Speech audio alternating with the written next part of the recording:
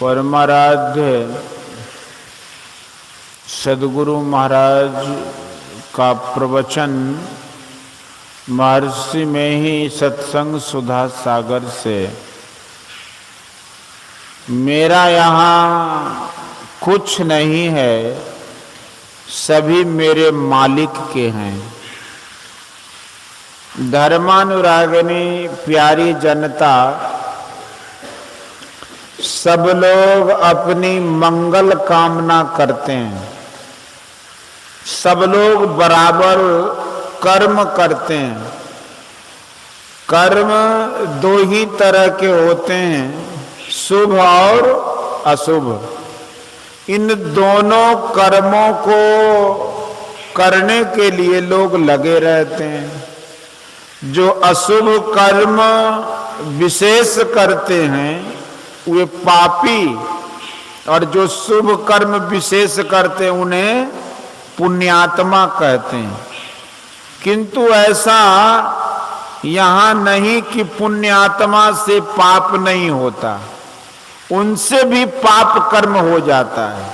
जैसे महाराज युधिष्ठिर, लोग पाप का फल दुख भोगना नहीं चाहते, पुण्य का फल सुख भोगना चाहते हैं। पाप और पुण्य दोनों का फल दुख और सुख है, किंतु पाप और पुण्य दोनों कर्म बंधन वाले हैं। एक लोहे का बंधन है तो दूसरा सोने का है। पाप कर्म करके लोग दान पुण्य तीर्थ आदि करके चाहते हैं कि पाप नाश हो जाएगा, किंतु ऐसा नहीं होता है। महाभारत के मैदान में द्रोण के तीर से सब व्याकुल हो गए थे, उन्हें कोई रोक नहीं सकता था। भगवान ने कहा कि झूठा हल्ला कर दो कि अश्वत्थामा मारा गया, क्योंकि द्रोण को था कि वह अपने पुत्र की मृत्यु का नाम सुनने से मर जाएगा। अर्जुन ने भगवान की बात को सुना ही नहीं।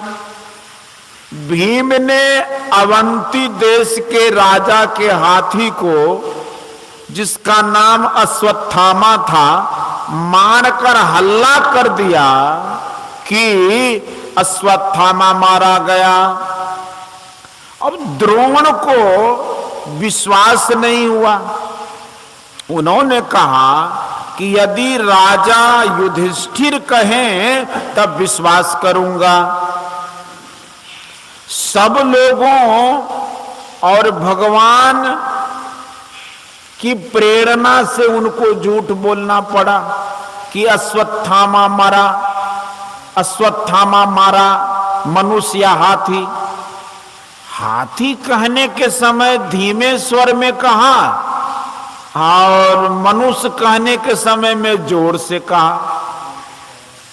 उसी समय लोगों ने बाजे बजा दिए, द्रोण कमजोर हो गया और वह मारा गया। इस झूठ के पाप का फल युधिष्ठिर को भोगना पड़ा और नरक भोगना पड़ा। भगवान श्री कृष्ण के संसार में नहीं रहने की खबर जब पांचों पांडवों और द्रौपदी को मिली तो राज्य छोड़कर चल दिए। व्रती होकर दान देते हुए तीर्थों में भ्रमण करने लगे। पहाड़ों में पहले घटोत्कच ले जाता था, किंतु वह तो युद्ध में मारा गया था। ये लोग पैदल ही चलते थे। चलते चलते द्रौपदी गिर गई। चारों भाइयों के गिरने की बात और भीम का पूछना कि ये सब क्यों गिरे। द्रौपदी को चाहिए था कि सब भाइयों को बराबर देखना, किंतु वह अर्जुन का पक्ष करती थी। सहदेव को पंडिताई का घमंड था, नकुल को अपनी सुंदरता का घमंड था, अर्जुन को अपने बल पौरुष का घमंड था। जितना मंसूबा बांधता था उतना कर न सका, जितना काम कर न सको उतना बोलो नहीं। इसी पाप से गिरा।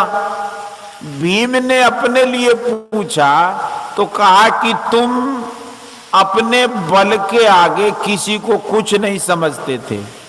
युधिष्ठिर सदैव स्वर्ग गए, किंतु देवदूत उन्हें अंधकार के मार्ग से खराब रास्ते होकर ले चले, जहां बहुत दुर्गंध थी।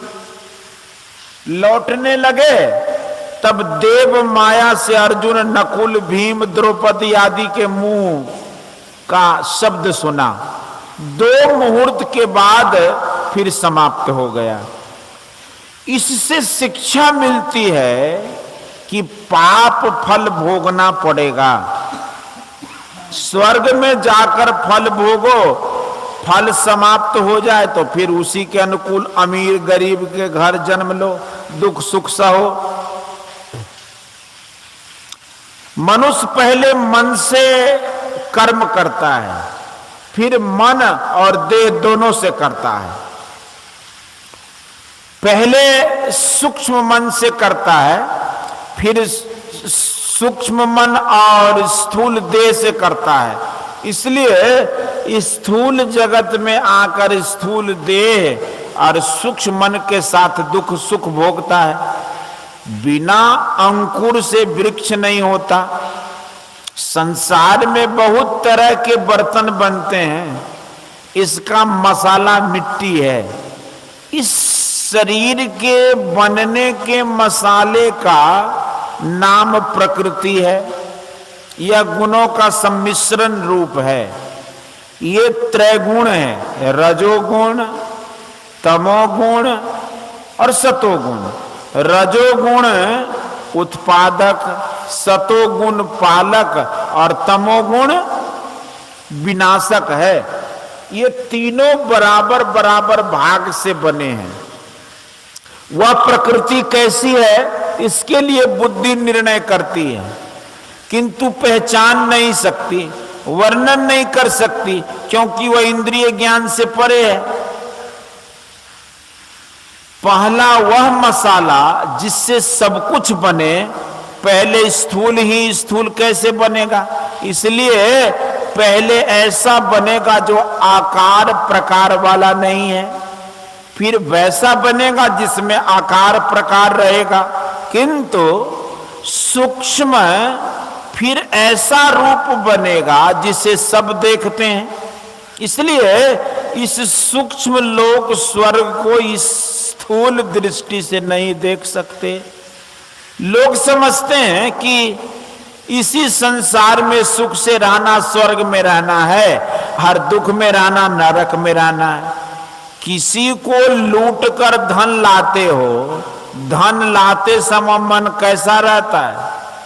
दूसरे के यहां लूटने जाते हो तब मन कैसा रहता है?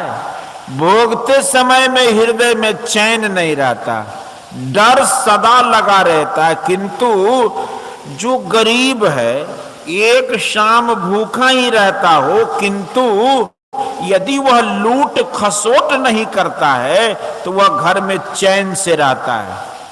उसे डर नहीं रहता है कि कोई उसे चोर डाकू कहकर पकड़ेगा।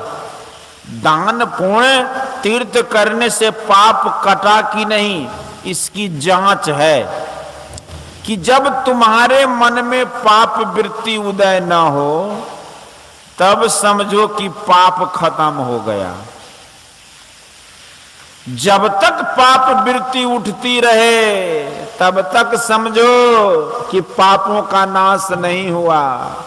भीम, युधिष्ठिर आदि पांचों भाई जहां जहां से आए थे वहीं वहीं गए। यह निश्चय है कि कर्म फल नहीं छूटता, सबको भोगना पड़ता है।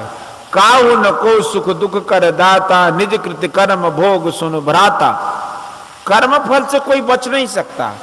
जब श्री राम और सीता जी भी कर्म फल को भोग करते हैं, तो और लोगों के लिए कहना ही क्या।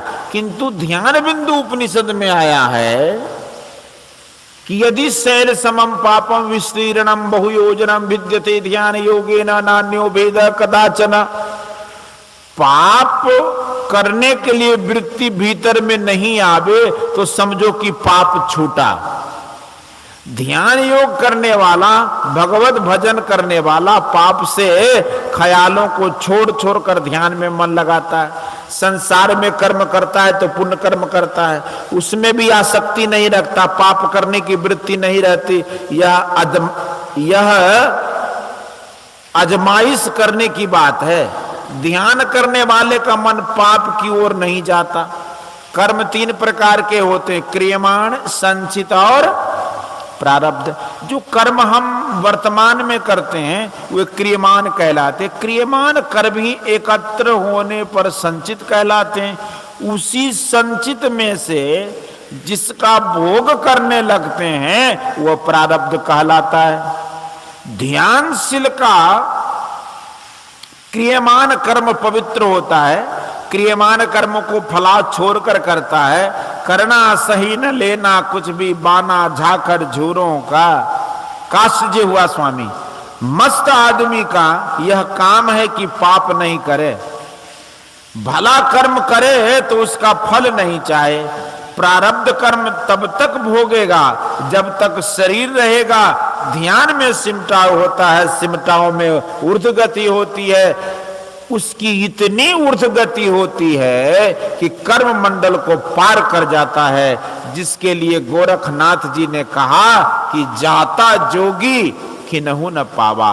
जब तक शरीर रहता है प्रारब्ध भोगना पड़ता है, किंतु उसी तरह भोगता है जैसे नशे में आदमी मस्त रहता है। ध्यान योगी परमात्मा के पास जाता है, परमात्मा को पहचानता है। जैसे सूरज के ताप से जाड़ा भाग जाता है, उसी तरह परमात्मा की पहचान में पाप ताप सभी भाग जाते हैं। इसलिए सभी कोई ध्यान करो।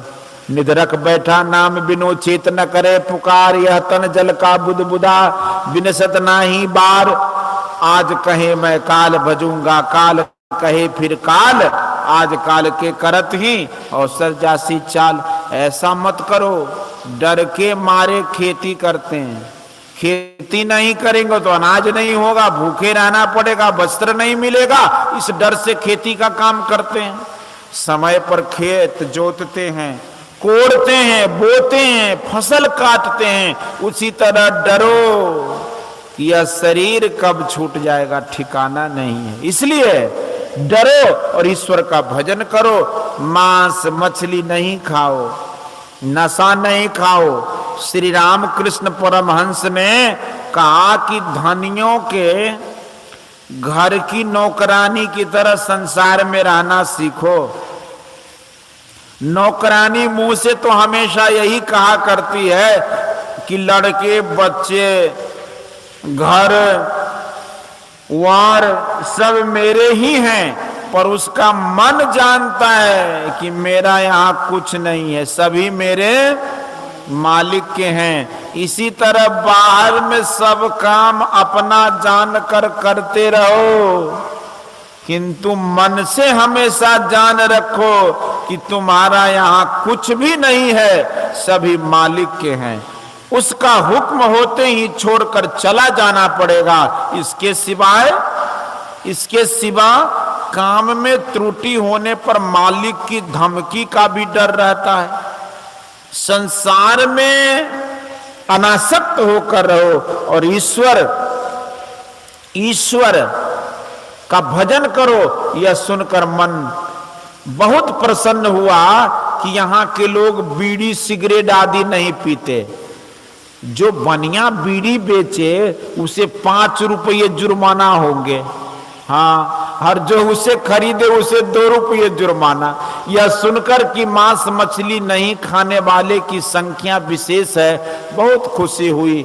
जो कुछ अन्य आदमी मांस मछली खाते हैं, उन्हें भी छोड़ देना चाहिए। मत्स्य मांस नशादी खाना पीना छोड़ दो, सात्विक भोजन करो, भजन करो, पाप कर्मों से बचो, शांति सुख से रहने का यही यत्न है। बोलिए श्री सतगुरु की जय। यह प्रवचन मुंगेर जिलांतर्गत ग्राम तौफिर दियारा में दिनांक 25/4/1954 ईस्वी को प्रातःकालीन सत्संग में हुआ था।